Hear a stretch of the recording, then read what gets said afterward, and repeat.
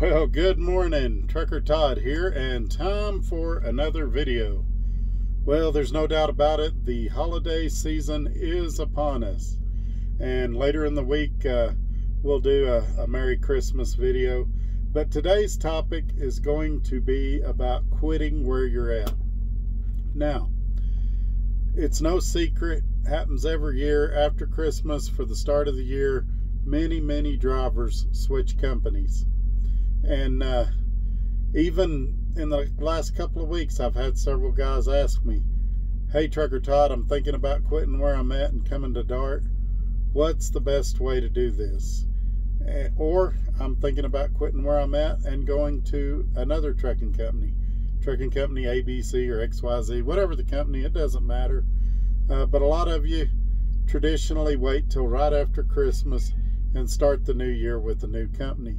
So I'm going to tell you the proper way to do it, because I had a guy this week, well actually it was last week, that his dad got him in trouble because he quit a company the wrong way. And you know from my past videos that I've returned to companies that I left and said I'd never return to after they had a change in leadership or something changed within the company that I felt like it was worth giving them another shot. So I obviously know how to leave a company in such a way that I can return at a later date if I want to or need to as circumstances change. So without any further ado, let's jump right into today's topic. And this is why I do this, why I'm out here, why I keep that hammer down, flying by these road signs with home on my mind, with these wheels turning round. For my family and for my kids, for this life I wanna live. And this is why I do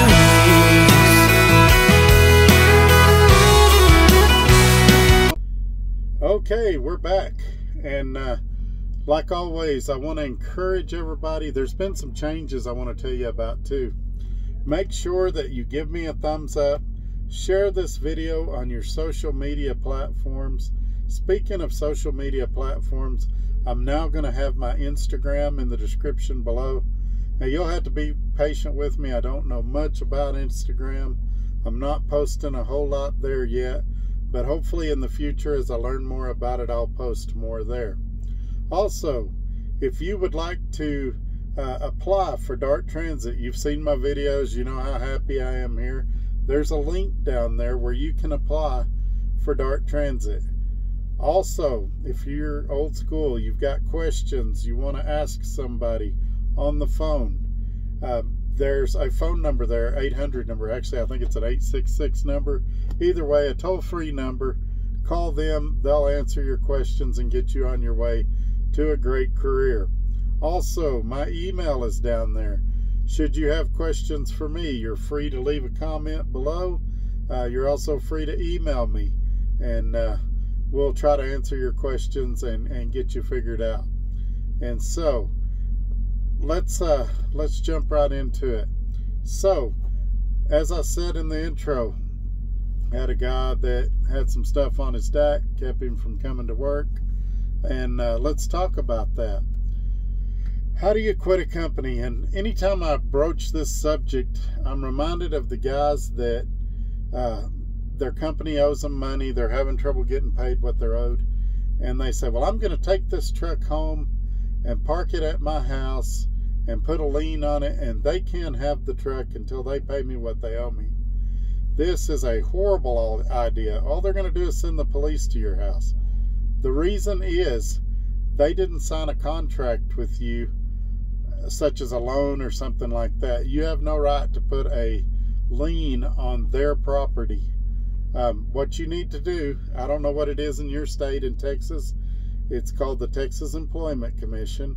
You need to go to the employment regulator for your state and file for unpaid wages there and let the state go after them. Keeping a truck as a lien is only going to get you in trouble with the law. So I never recommend doing that. I know it sounds good. I know you're angry.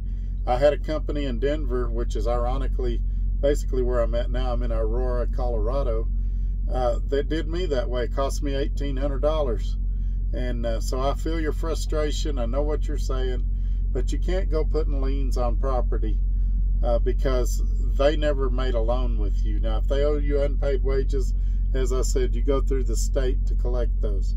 Also, I've heard guys say, well, I'll just take the truck home and they can come get it. Another bad idea. They're going to get you for abandoning the truck. And if you're under a load, it's even worse, abandoning a load. And so that's going to go on your DAC, and anybody that looks at DAC is not going to want to hire you. I never recommend doing that. Also, I'll get the company, this is for company drivers, I'll sell diesel. Again, another horrible idea that's only going to get you in trouble. Do not sell the company's diesel as a form of revenge. It's dumb if you're an employee. It's even dumber if you're doing a lease purchase and you do it, because they're just going to put it on your credit and possibly sue you for it if it's enough money. So don't sell diesel. Don't sell the tires and wheels off the truck. Don't vandalize the truck. Don't leave the truck dirty or messy. All of those things they're going to charge you for. Return the truck to a secured location of their choice. I recommend their terminal. Now, if they have a drop yard and they say it's okay for you to drop it there, then do that. Now, what about 2-week notices? In most professions, a 2-week notice is a good idea. In trucking, maybe it is, maybe it isn't. It depends on where you work. This is where you have to be a judge of character and know the company you're working for. I know companies that if you gave them a 2-week notice, they would get you as far as they could get you from your house and say they didn't have any freight to get you home. And they'd run you a couple of more weeks and you'd be at their mercy because they knew you couldn't abandon the truck. I also know companies that, especially small companies, that if you turned in a 2-week notice, they'd be very appreciative. There'd be no hard feelings, and they'd shake your hand at the end and you'd go on your way. So you have to know your company. In a lot of cases in trucking, especially OTR, giving a 2-week notice is a bad idea. I recommend giving a notice when you can, if you think the company will be receptive to that. Otherwise, take your truck to the terminal, or on your last load, say, hey, I'd like to drop the truck. Where can I drop it? And return everything. Permit books, fuel cards, keys, anything they gave you that's theirs, give it back to them. It's only fair. If you had somebody working for you and they quit, you'd want them to give you back what was yours. And so those are some things that you need to think about when you're getting ready to quit a company. Now, a lot of times they'll have a heads up that you're looking, because people will be calling them for employment verifications and things like that. So they'll kind of know, but you need to try not to screw them over, even if you feel like they've screwed you over, because while you can get your DAC corrected, man, that's hard to say, it's time consuming and difficult to do. And let's talk about DAC. Some of you may not be familiar with that. Your DAC report is basically your credit report for trucking. It tells where you worked, how long you worked there, if you left on good or bad terms, if you abandoned a truck, if you failed a drug test. A lot of that information can be available through the DAC and other reports like that these companies run prior to hiring you. So I just want you to be mindful of those things and not do something that could haunt you for years. Also, don't ever refuse a drug test. That can haunt you forever. So make sure that you take your drug test. I had one time that I almost got a refusal, because the first time they took me back, I couldn't fill the cup. And they give you 2 hours to fill the cup. And then I was under pressure and I was down in water, and they were going, hey, we're going to fail you if you don't give us more. And finally, with, less than 5 minutes to go, I was able to pull it off. So I could have been in bad shape and wasn't even trying to refuse one. But anyway, that's neither here nor there. That's another subject for another day. Like I said, we've got more stuff coming up this week. I went through a little bit of writer's block and didn't put a lot of videos out lately, But I'm back on the horse again, and there's going to be a lot of stuff coming up. But you guys, be careful out there. I'm seeing a lot of speeding, especially in parking lots. You guys be careful. A lot of people with the corona going on have their kids in the truck with them. I'd hate for you to hit a kid or something while you're racing around the parking lot. And on the ice and snow, slow down, take your time. It's better to get where you're going late than to not get there at all. So I'm not going to nag you anymore, lecture you anymore, but I just wanted to give you a few things to think about. Upcoming soon, we're going to talk about ways to be successful as a company driver or as an employee of a company. And then in a separate video, we're going to talk about how to be successful in a lease purchase. You know, a lot of guys say, oh, you can never make it, you're set up to fail. And while in general I agree with them, there are some things that can put you ahead.